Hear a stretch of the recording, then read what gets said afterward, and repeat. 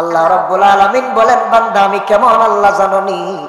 আর রহমানির রহিম। আমি আল্লাহ হলাম করুণাময় এবং বান্দার প্রতি দয়ালু। আমি আল্লাহ রাব্বুল আলামিন রহমান রহিম নামের কারণে বান্দার উপর দয়া করি, বান্দাকে মেহেরবানি করি। বান্দা আমার ইবাদত করে না, এরপরও বান্দাকে আমি রিজিক বন্ধ করি না, কারণ আমি আল্লাহ হলাম রহমান রহিম। আমি আল্লাহ রাব্বুল আলামিন একজন হিন্দুকে যেমন খাওয়ায়, একজন বুদ্ধকেও ঠিক তেমনি ভাবে খাওয়ায়, বিধর্মীদেরকেও খাওয়ায়। যারা আমাকে সিজদা দেয় তাদেরকেও আমি রিজিক দিই, আবার যারা আমাকে সিজদা দেয় না তাদেরকেও আমি রিজিক দিই। আমি আল্লাহ রাব্বুল আলামিন এমন রহমান এমন রহিম। আমি আল্লাহ তাআলা ধর্মের কারণে কোনোদিনও বান্দাকে পার্থক্য করি না। আমি আল্লাহ রাব্বুল আলামিন মুসলমানদের উপর যেমন ভাবে নিয়ামত দান করেছি, বিধর্মীদের উপরও ঠিক তেমন ভাবে নিয়ামত দান করেছি।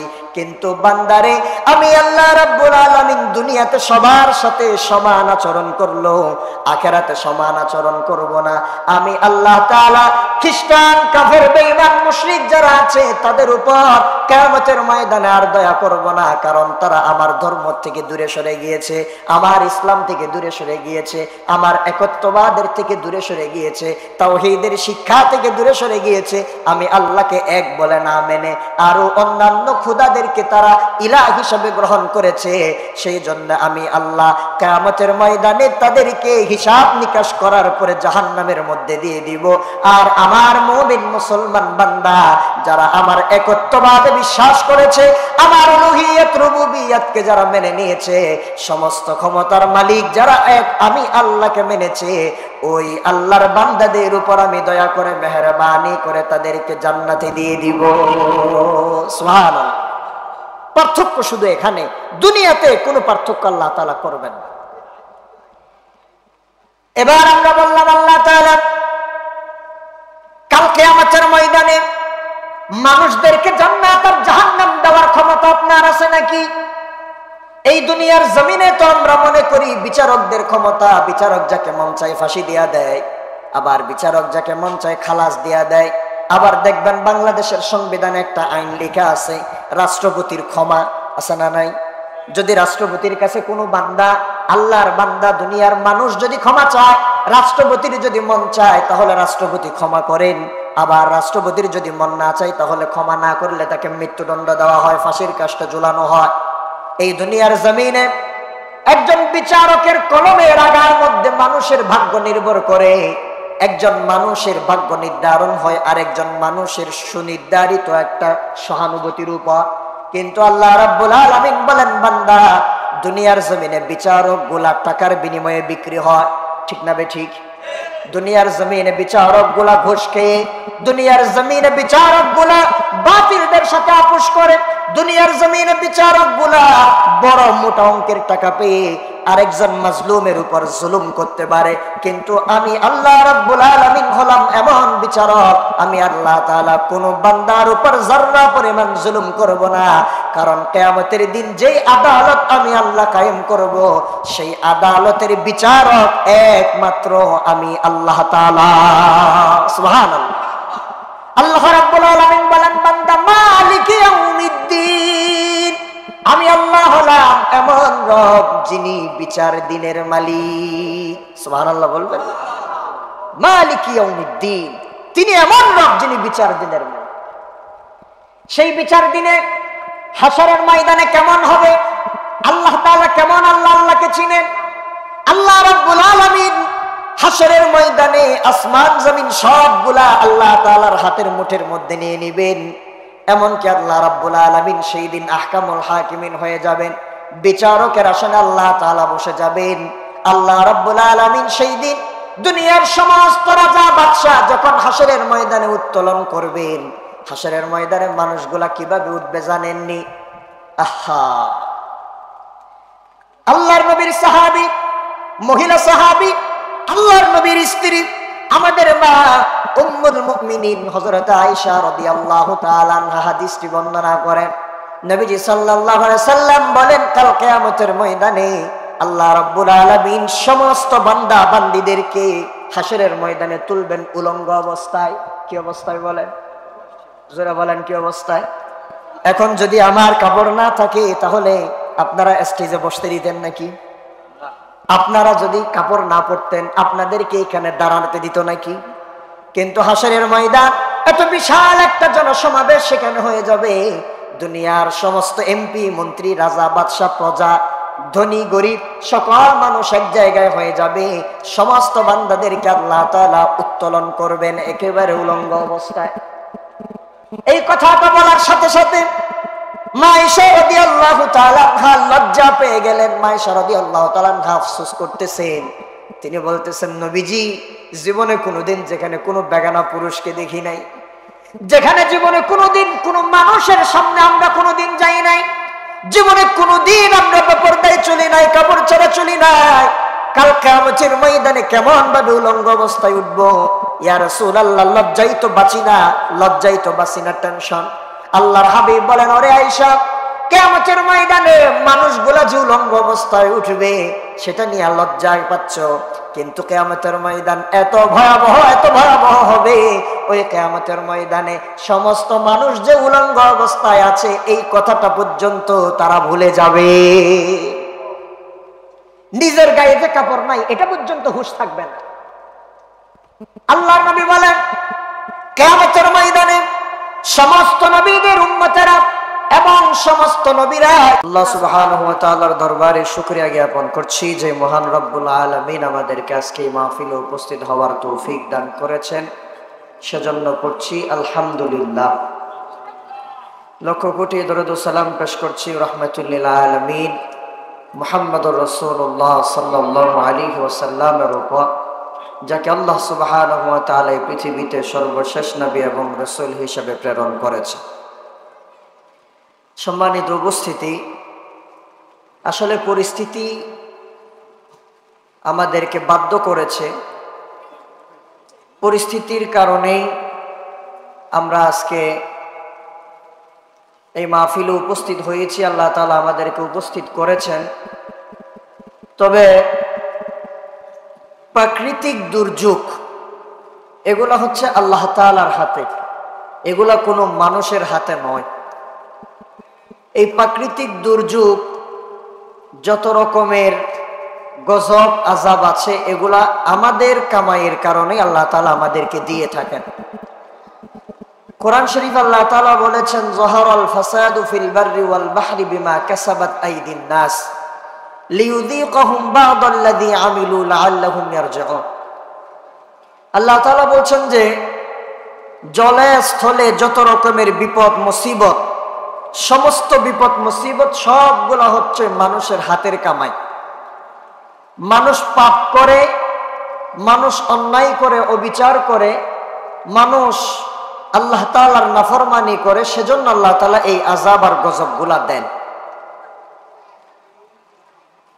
এই যে একটু একটু বৃষ্টি হচ্ছে, এই বৃষ্টিতে আপনারা এমন একটা পরিবেশ তৈরি করতেছেন, আল্লাহর পরিবেশের উপর আপনারা এমন একটা পরিবেশ তৈরি করতেছেন যেন বৃষ্টি আর কোনোদিন হয় নাই বা নতুন করেই বৃষ্টি হচ্ছে।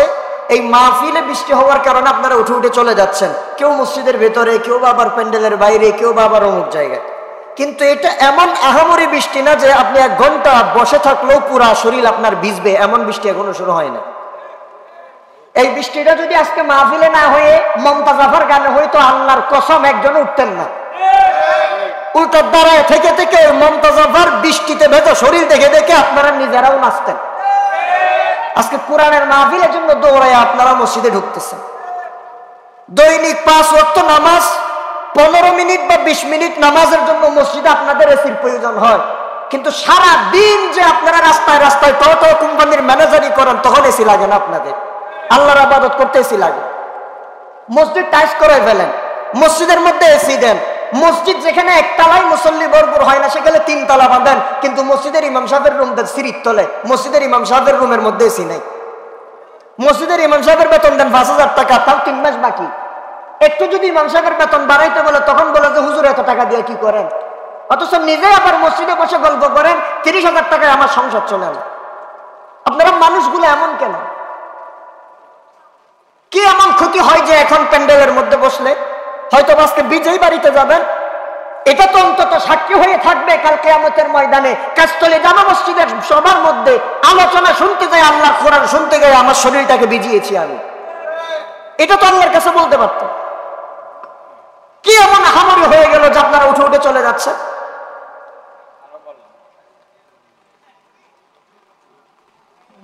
খারাপ লাগে, খারাপ লাগে। কথা যা বলা আর আপনারাই বলেন। এই যে এখন টেলিভিশনে নিউজ দেখলাম, আগামীকালকে দুপুরের মধ্যে রুমাল বাংলাদেশে আঘাত আনবে। এখন অনেকেই দায়িত্বশীল আছেন, মাইন্ড করিয়েন না। মাননীয় সরকারের পক্ষ থেকে বারবার ঘোষণা করা হয় যে কোনো দুর্যোগের সময় আমরা মোকাবেলা করব, মোকাবেলা। আরে ভাই বুঝেন, কথা বুঝেন। মোকাবেলা শব্দটা হচ্ছে বাবে মুফাআলা থেকে। বাবে মুফাআলা হয় একে অপরের সাথে। মোকাবেলা মানে একজন আর একজনকে মোকাবেলা করে। কাতালা ইউকাতিলু মুকাতালাতান মানে হচ্ছে একজন আর একজনের সাথে যুদ্ধ করা, একজন আর একজনকে হত্যা করা। তখন আল্লাহর সাথে কিভাবে মোকাবেলা করবেন?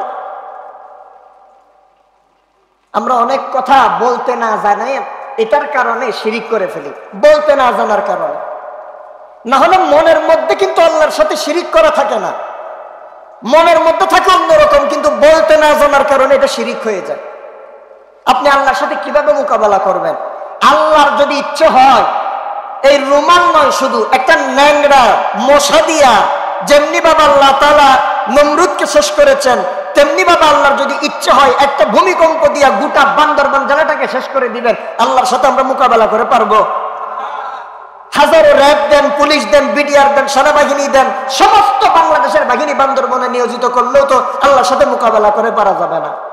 কারণ মোকাবেলা বান্দার সাথে হয়, মোকাবেলা একদল আরেক দলের সাথে হয়, আল্লাহর সাথে মোকাবেলা হয় না। ঠিক কিনা বলেন? এজন্য রাগ করিয়েন না, কথাটা বুঝেন আগে। আমরা এমনটা বলতে পারি যে আল্লাহ রাব্বুল আলামিন যেন আমাদেরকে ক্ষতির থেকে বাঁচিয়ে দেন, আমরা সেই দোয়া আল্লাহর কাছে করতেছি। কথাটা এমন ভাবে বলতে হবে। রাগ করছেন নাকি? রাগ করিয়েন না আল্লাহর রাস্তায়। আমাদের পাপের কারণেই মূলত এই যত ঘূর্ণিঝড়, রুমাল বলেন, আইলানা বলেন, সিডর বলেন, সব কিছু হচ্ছে মূলত আমাদের পাপের কারণে। আমরা সীমা অতিরিক্ত পাপ করে ফেলেছি।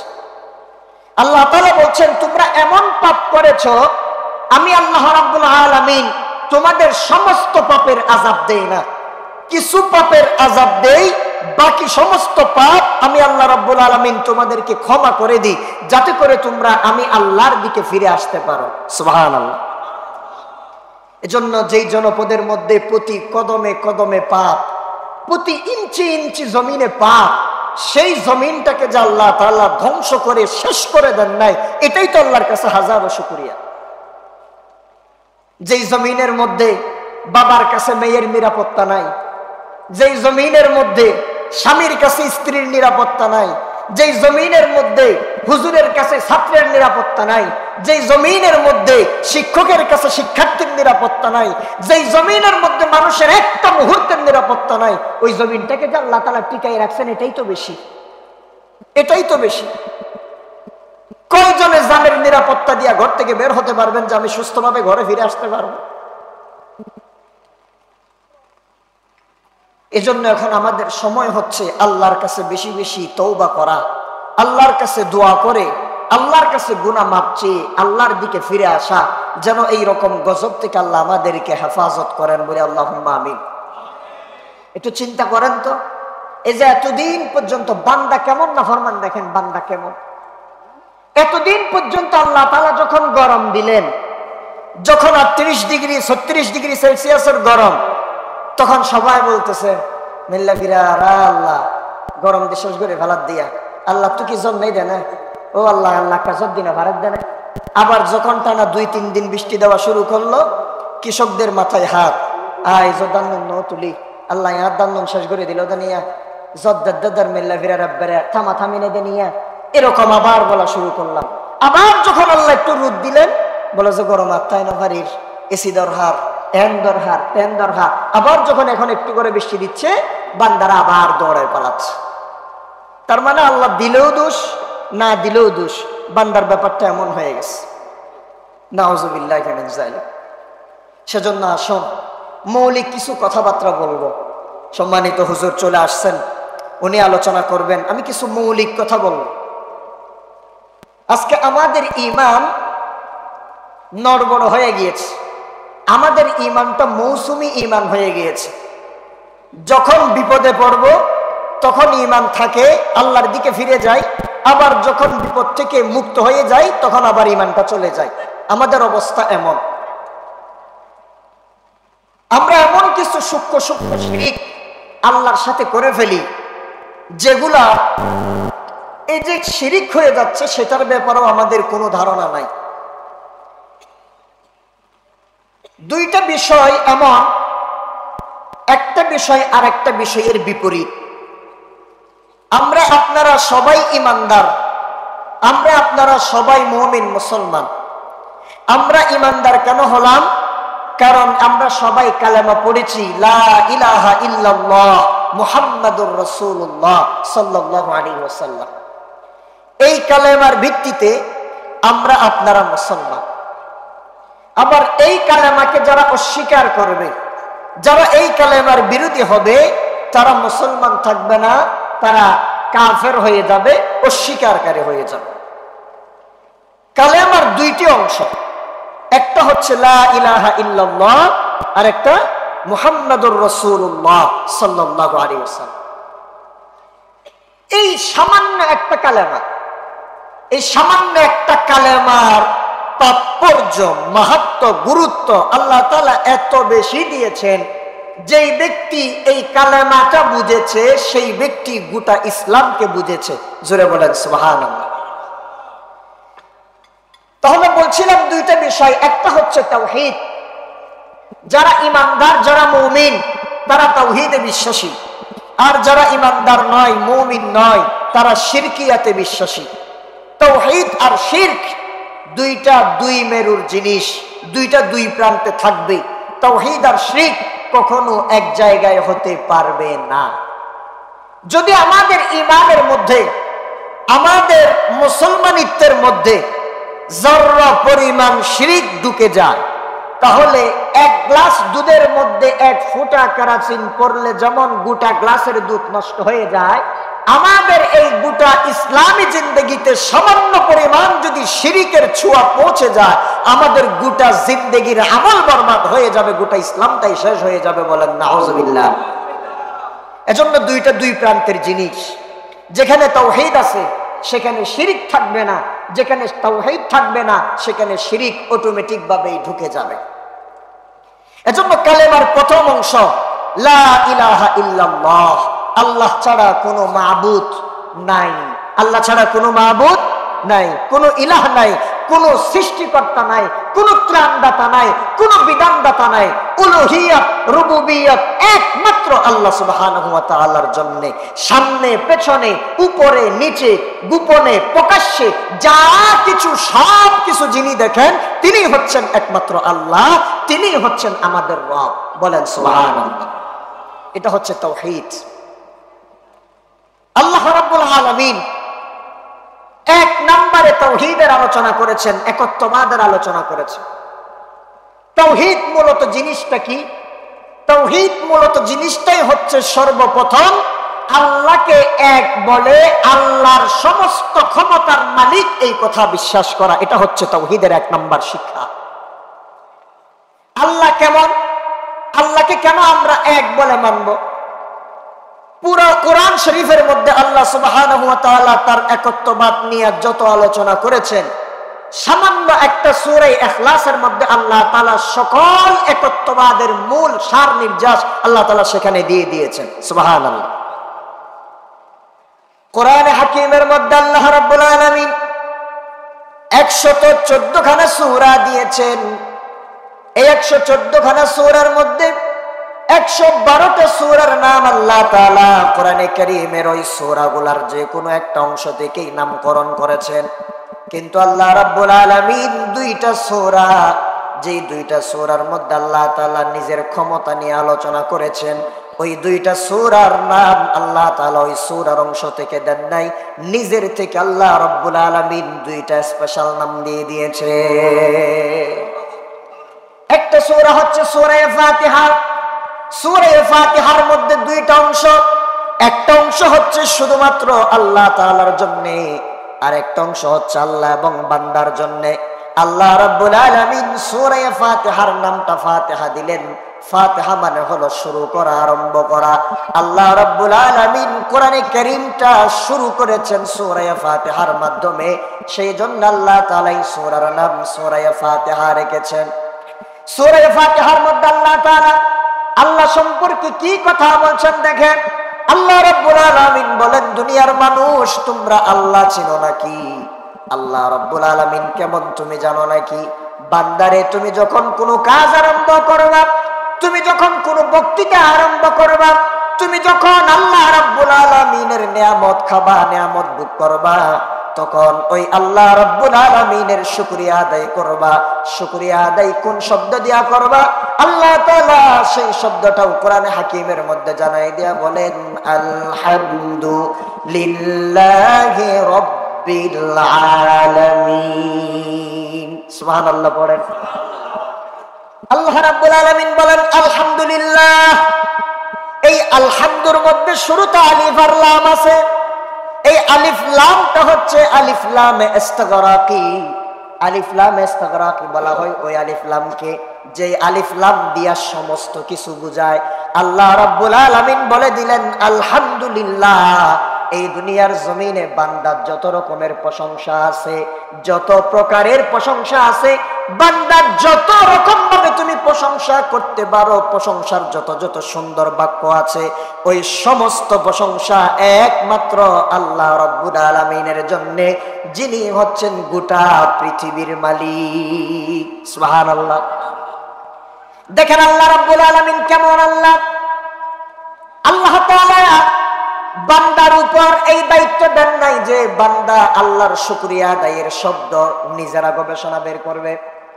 ও মুসলমান, একটা ছোট্ট উদাহরণ দিয়ে আপনাদেরকে বুঝাই।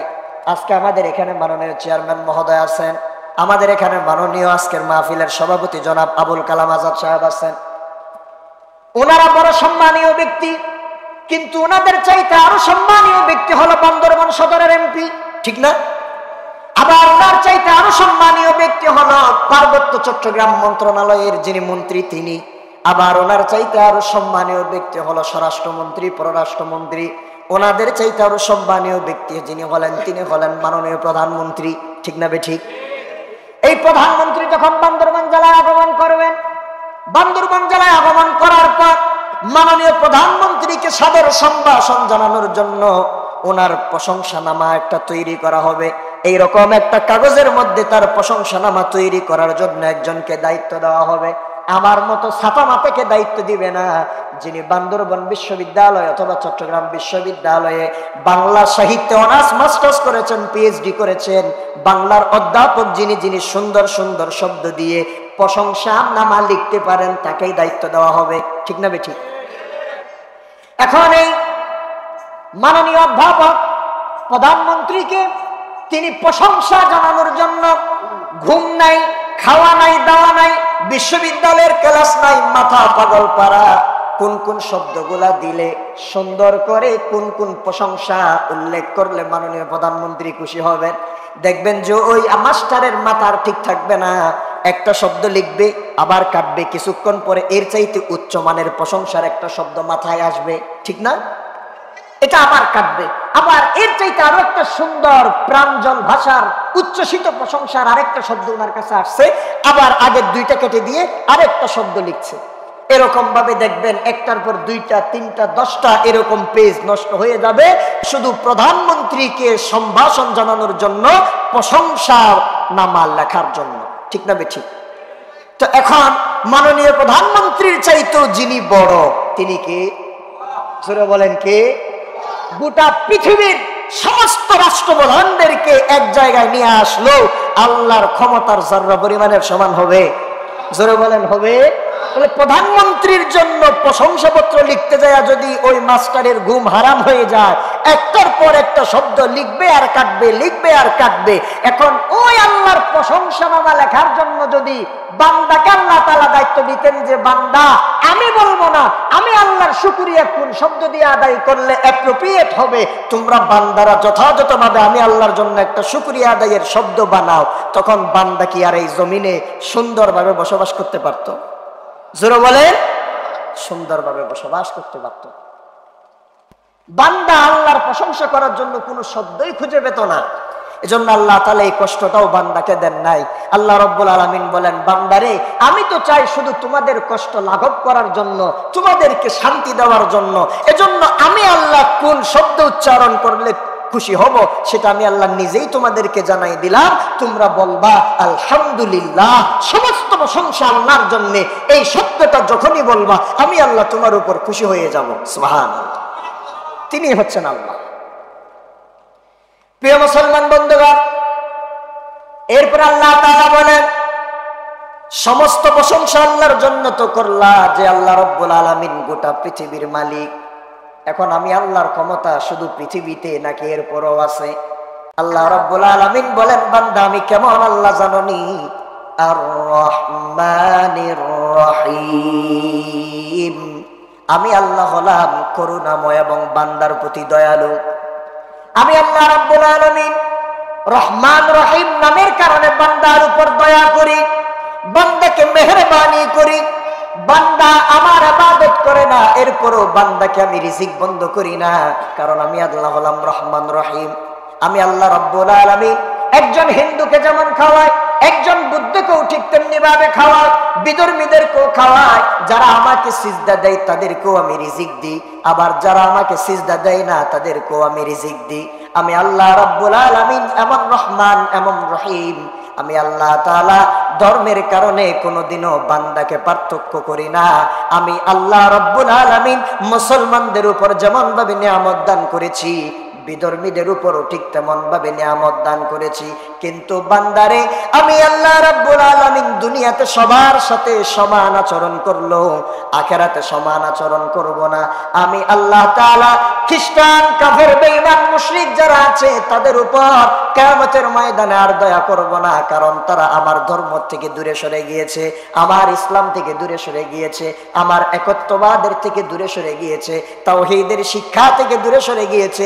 আমি আল্লাহকে এক বলে না মেনে আরো অন্যান্য খোদাদেরকে তারা ইলাহ হিসেবে গ্রহণ করেছে। সেই জন্য আমি আল্লাহ কিয়ামতের ময়দানে তাদেরকে হিসাব নিকাশ করার পরে জাহান্নামের মধ্যে দিয়ে দিব। আর আমার মুমিন মুসলমান বান্দা যারা আমার একত্ববাদে বিশ্বাস করেছে, আমার উলুহিয়ত রুবুবিয়তকে যারা মেনে নিয়েছে, সমস্ত ক্ষমতার মালিক যারা এক আমি আল্লাহকে মেনেছে, ওই আল্লাহর বান্দাদের উপর আমি দয়া করে মেহেরবানি করে তাদেরকে জান্নাতে দিয়ে দিব। সুবহানাল্লাহ। পার্থক্য শুধু এখানে, দুনিয়াতে কোনো পার্থক্য আল্লাহ তাআলা করবেন না। এবার আমরা বললাম আল্লাহ তাআলা কাল কিয়ামতের ময়দানে মানুষদেরকে জান্নাত আর জাহান্নাম দেওয়ার ক্ষমতা আপনার আছে নাকি? এই দুনিয়ার জমিনে তো আমরা মনে করি বিচারকদের ক্ষমতা, বিচারক যাকে মন চায় ফাঁসি দিয়া দেয়, আবার বিচারক যাকে মন চায় খালাস দিয়া দেয়। আবার দেখবেন বাংলাদেশের সংবিধানে একটা আইন লেখা আছে, রাষ্ট্রপতির ক্ষমা আছে না নাই? যদি রাষ্ট্রপতির কাছে কোনো বান্দা, আল্লাহর বান্দা, দুনিয়ার মানুষ যদি ক্ষমা চায়, রাষ্ট্রপতির যদি মন চায় তাহলে রাষ্ট্রপতি ক্ষমা করেন। আবার রাষ্ট্রপতির যদি মন না চায় তাহলে ক্ষমা না করলে তাকে মৃত্যুদণ্ড দেওয়া হয়, ফাঁসির কাষ্ঠে ঝুলানো হয়। এই দুনিয়ার জমিনে একজন বিচারকের কলমের আগার মধ্যে মানুষের ভাগ্য নির্ভর করে। একজন মানুষের ভাগ্য নির্ধারণ হয় আরেকজন মানুষের সুনির্ধারিত একটা সহানুভূতির উপর। কিন্তু আল্লাহ রাব্বুল আলামিন বলেন, বান্দা দুনিয়ার জমিনে বিচারক গুলা টাকার বিনিময়ে বিক্রি হয়, ঠিক না বেঠিক? দুনিয়ার জমিনে বিচারক গুলা ঘুষ খেয়ে, দুনিয়ার জমিনে বিচারক গুলা বাতিলদের সাথে আপোষ করে, দুনিয়ার জমিনে বিচারক গুলা বড় মোটা অঙ্কের টাকা পেয়ে আরেকজন মাজলুমের উপর জুলুম করতে পারে। কিন্তু আমি আল্লাহ রাব্বুল আলামিন হলাম এমন বিচারক, আমি আল্লাহ তাআলা কোন বান্দার উপর যারা পরিমাণ জুলুম করব না। কারণ কিয়ামতের দিন যেই আদালত আমি আল্লাহ কায়েম করব, সেই আদালতের বিচারক একমাত্র আমি আল্লাহ তাআলা। সুবহানাল্লাহ।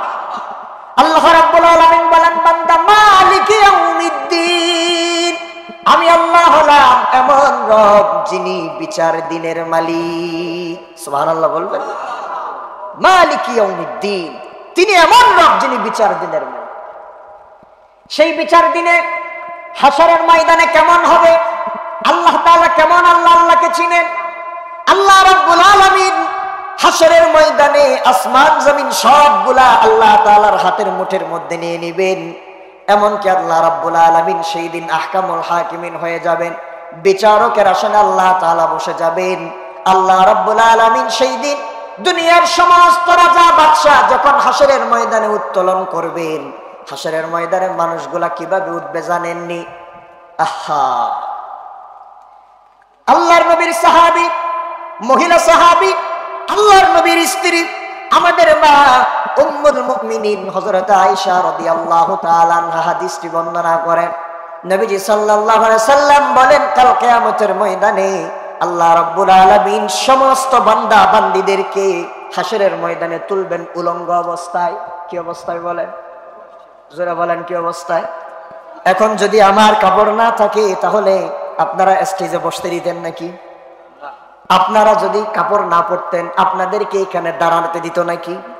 কিন্তু হাসরের ময়দান এত বিশাল একটা জনসমাবেশ সেখানে হয়ে যাবে। দুনিয়ার সমস্ত এমপি, মন্ত্রী, রাজা, বাদশা, প্রজা, ধনী গরিব সকল মানুষ এক জায়গায় হয়ে যাবে। সমস্ত বান্দাদেরকে আল্লাহ তাআলা উত্তোলন করবেন একেবারে উলঙ্গ অবস্থায়। এই কথাটা বলার সাথে সাথে মা আয়েশা রাদিয়াল্লাহু তাআলা আনহা লজ্জা পেয়ে গেলেন। মা আয়েশা রাদিয়াল্লাহু তাআলা আনহা আফসোস করতেছেন। তিনি বলতেছেন, নবীজি, জীবনে কোনোদিন যেখানে কোনো বেগানা পুরুষকে দেখি নাই, যেখানে জীবনে কোনোদিন কোনো মানুষের সামনে আমরা কোনোদিন যাই নাই, জীবনে কোনোদিন আমরা বেপরদায় চলি নাই, কাপড় ছাড়া চলি নাই, কাল কিয়ামতের ময়দানে কেমন ভাবে উলঙ্গ অবস্থায় উঠবো? ইয়া রাসূলুল্লাহ, লজ্জাই তো বাঁচি না, লজ্জাই তো বাঁচি না, টেনশন। আল্লাহর হাবিব বলেন, ওরে আয়েশা, কিয়ামতের ময়দানে মানুষগুলা যে উলঙ্গ অবস্থায় উঠবে সেটা নিয়ে লজ্জায় পাচ্ছ, কিন্তু কিয়ামতের ময়দান এত ভয়াবহ, এত ভয়াবহ হবে, ওই কিয়ামতের ময়দানে সমস্ত মানুষ যে উলঙ্গ অবস্থায় আছে এই কথাটা পর্যন্ত তারা ভুলে যাবে। নিজের গায়ে যে কাপড় নাই এটা পর্যন্ত হুঁশ থাকবে না। আল্লাহর নবী বলেন, কিয়ামতের ময়দানে সমস্ত নবীদের উম্মতেরা এবং সমস্ত নবীরা